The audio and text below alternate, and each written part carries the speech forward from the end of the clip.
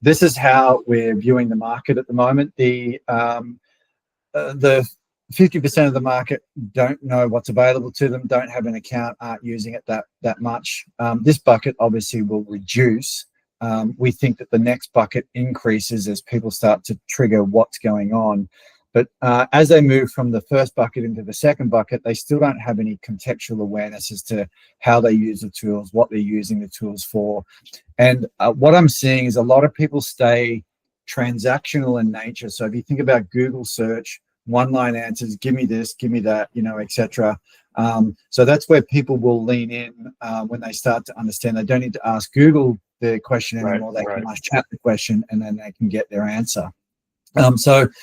But largely what we see is that's the two buckets are 80% of the market, and that's kind of where we see things will remain. Like the 50% will reduce, the 30% bucket will increase, but people still don't understand what the hell's going on and how to set these things up. So our programs really have been designed to take people out of the first two buckets and then into the third bucket, which is the 15%, right? So we want to set up there, and whether it's a paid account, whether it's a paid Grok account or a paid Claude account or a paid Gemini account or a paid 365 Copilot account, all of the platforms, the programs that we run are agnostic across all the platforms. What we want to do is we want to take people into an environment where they do pay for the next level up, whether that's the Plus or the Pro or the Teams or even Enterprise, but gives them the capability to be able to customize their settings and dial things in, learn how to build knowledge bases and all those sorts of things.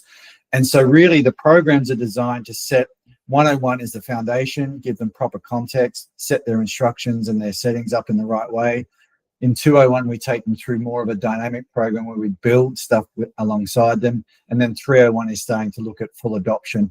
The last bucket of 5% is AI adoption with automation at pace and scale. And what's interesting about that'd be like agents and actually building tools that have outputs.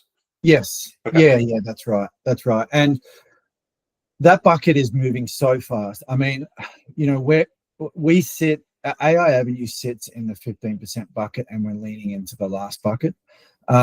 We often ourselves feel like we're going slow in comparison to the market, but then there's everybody behind us who's not even into the 15% bucket yet. So, but it's moving super fast and it's changing so quickly. So there's a common thread amongst our programs and with us and with what we're teaching is that we're teaching you this today and it's going to change in 6 months' time. So we all need to remain curious and open-minded as to how this whole thing evolves. So that's kind of where our programs sit, and we think that there's real value getting people further along the right. And where do you see most of people like that you're engaging with? Are they in the 30 trying to move 15, or are they in the 50 and they're interested in what the 30 does and they're unsure of like that discovery phase? Great question. We think most people are in the 30% bucket. Okay. That we're speaking to. Yeah.